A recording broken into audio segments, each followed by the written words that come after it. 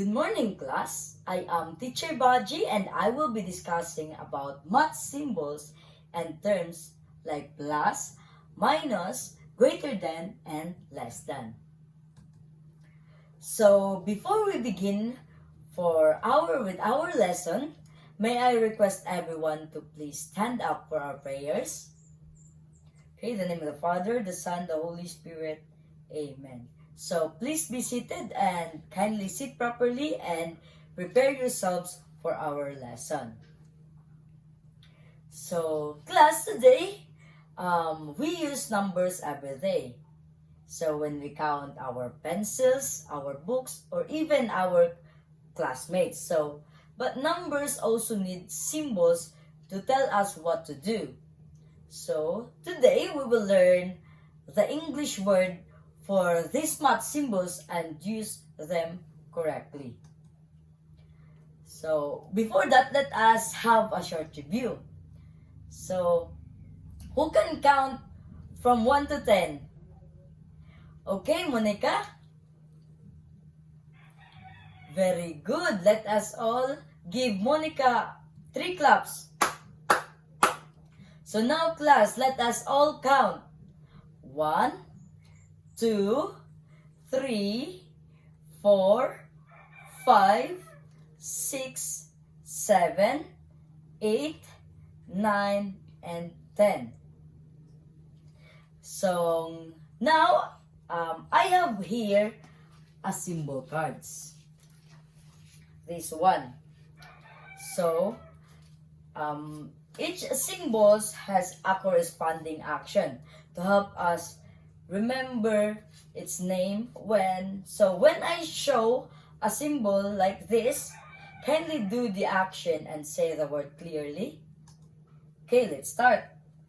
Plus, if I will show plus, you will clap your hands once like this. The next is minus. If I will show minus, you will step back. Next, equals. Equals means hands together, like this. Greater than. If I will say I will show greater than, you will up your hands. And lastly, if less than, you will down your hands. Okay? Understand? So, plus. Okay, clap hands. Very good. This one. Equals. Okay, very good. This one. Very good. So, and lastly, less than. Okay, very good. Thank you, class, for paying your attention. So, now, listen carefully. So, when I say the symbol, show the correct action and say the word. Minus. Plus. Okay, very good, class. So, before I explain what each symbol means, let me first read our objectives for this morning. So, by the end of this lesson, learners should be able to identify and name the math symbols using the correct English terms. The learner should be able to actively participate and show interest in the activities about math symbols and perform simple action that match each math symbols correctly. So class, are we ready to learn? So very good. Now, let us begin our lesson. So now, let us understand what each symbol means. So this one, plus means add, minus means take away, equals means the same, greater than means bigger, and less than means smaller. So, please repeat after me. Plus means add, minus means take away, equals means the same, Greater than means bigger, and less than means smaller. So listen as I read the sentence. So 3 plus 1 equals 4. 6 is greater than 2. 3 is less than 5. So now let us read together. 3 plus 1 equals 4. 6 is greater than 2. And 3 is less than 5. So now we will apply what we have learned through a group activity called Math Sentence Relay. So I will group you into 2 groups.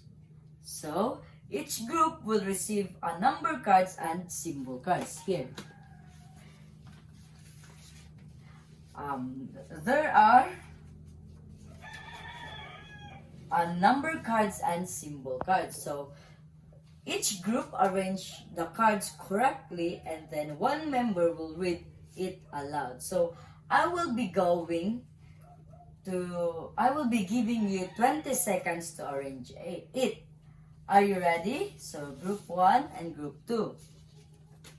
So now, first sentence that I will read. So 4 plus 2 equals 6. Okay? 4 plus 2 equals 6. You see, your time starts now. Okay, time's up. So group 1, please read your sentence. Correct. Thank you for working together. So now, sentence number 2. 7 minus 3 equals 4. 7 minus 3 equals 4. Your time starts now. Time's up. Okay, group 2, can you read your sentence? Okay, very good. Let us all clap our hands for ourselves. 5 claps. So now, I will show you. What is this? Okay, very good. It is less than. This one. Okay, very good. It is plus. This one. Okay, very good. It is minus. So now, I have here a worksheet. So please get your pencil, and I will be giving you a worksheet to fill in the missing symbols. So pass it. Diba? Okay, are you done, children? Okay, pass it in the front. So, thank you. So class, today you showed confidence in answering and cooperation during group work. So these values help us to learn better together. So for your assignment, please get your notebook and write it in your notebook. So write 5 math sentences using plus, minus, or equals, and write it in the number form. Okay. Copy it in your notebook. So are we all done? So now, class, what symbols did we learn together today? Okay, it is plus, minus, equals, greater than, and less than. So let us all give ourselves 5 claps for job well done. So that ends our lesson for today. Goodbye and see you tomorrow, class.